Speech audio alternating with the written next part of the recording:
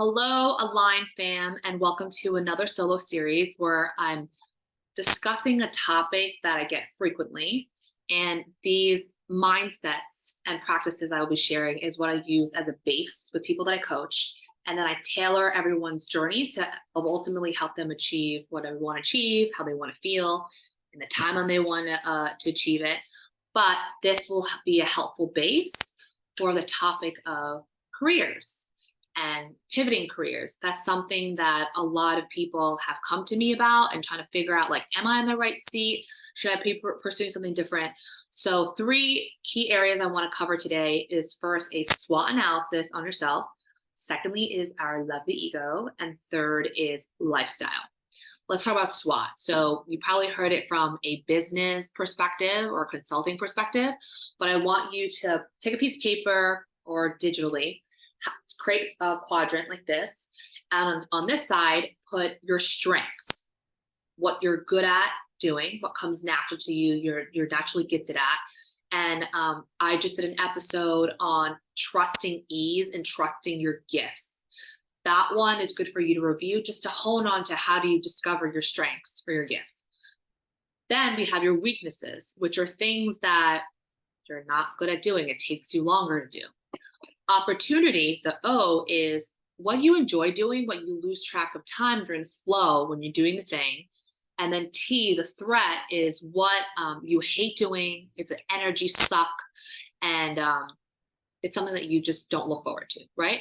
So I want you to write out all the tasks and things that coincide with those four quadrants. And then I want you to find roles in industries where you're maximizing your strengths and your opportunities and minimizing your weaknesses and your threats. In any role, you're going to face all four of these quadrants, right? But the goal is to maximize and find a role where you're good at it, you're strong at it, and the things that you're not so good at, it's either given to another teammate or at a minimum, right? So that's a SWOT analysis. It'll be eye-opening when you see it on paper, and you'll definitely see themes.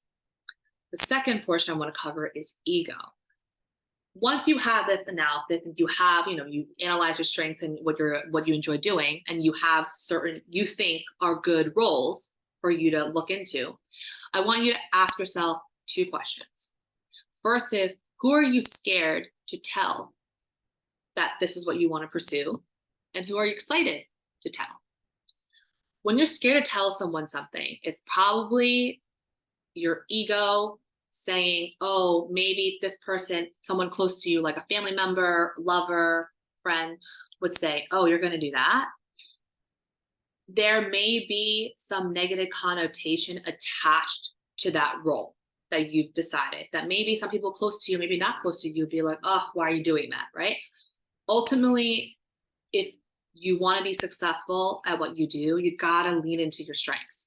So you have to make a decision. Are you going to live and find a career that you're good at and you enjoy for you? Or are you going to pick one to appease other people? That's the first question. Second question I wanted you to ask yourself is, who are you excited to tell? So give an example. There's someone that came to me saying, hey, I think I want to get into private equity. I think I'll be really good at it. I think I'll enjoy it.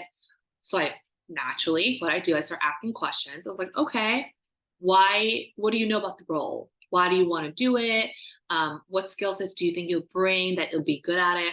And when we dive deeper and deeper and deeper, he's actually better being an operator at a portfolio company than he is actually making investment decisions at a private equity fund and investing in the companies itself, right? And when we got down to it, it was more of, honestly, for his ego. Working in private equity sounds very sexy. It sounds cool. But ultimately, it's something that he was excited to tell people because it was more of stroking his ego, right? So again, the only way you're really going to impress people is to be good at your job. So this is why it's so important to do the SWOT analysis. And once you think you have the roles, ask yourself some important questions to make sure you're not picking roles out of ego versus picking roles based on what you're actually good at. And the last piece is very important. It's lifestyle. And I always encourage people to shoot for the stars, go for the moon. But I also want people to live and be, I hate that word realistic, but a little bit more grounded on what are, within what are the reasonable paths and reasonable lifestyles you'll be living if you have a specific career, right? For example, if you want to be a heart surgeon and you wanted, I don't know, all weekends free, right? Probably tough. If you wanted to be, I don't know, let's see, a CEO of a company, a growing tech company, and you wanted to be able to like also raise your kids and be there with your family and travel a ton for pleasure, that's probably not going to happen. So that's why I think lifestyle is something I really want to make sure that we touch on. And what do I mean by lifestyle? I want you to be very honest with yourself. By the way, it's only going to help you if you're going to be honest. The only person reading it is you, right? It's like basically a strategic journal for you to figure out where you should be. Things in lifestyle you should consider is honestly ask yourself what amount of money annually it would take for you to live happily and comfortably, right? Or if you're willing to like really gun it for the next couple of years, maximize your earnings and then, maybe retire early or whatnot, but like be very clear on the money that you want to make in terms of what it will take for you to live a comfortable, happy life. Only you know this number. Second is, what is your appetite for risk, right? Are you someone that like totally okay with going to a startup, smaller firm, rolling up your sleeves, learning different things, throwing yourself into it? That's great, right? Or are you someone that don't really have much appetite for risk, want to keep it easy peasy, like more calm waters? Then you probably should join a more larger behemoth where you function more of a cog in a wheel, but you're very focused and good at this cog, right? Third thing to consider is honestly, what is your desire for growth and being uncomfortable, right? There are people that, and again, I don't want to glorify this because everyone's built differently and that's why this world works. There's different strokes for different folks.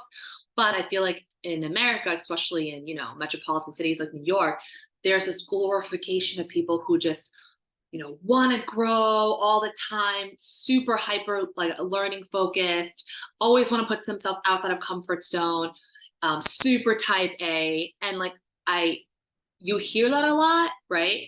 When you're in these kind of cities, but that's not the only way, right?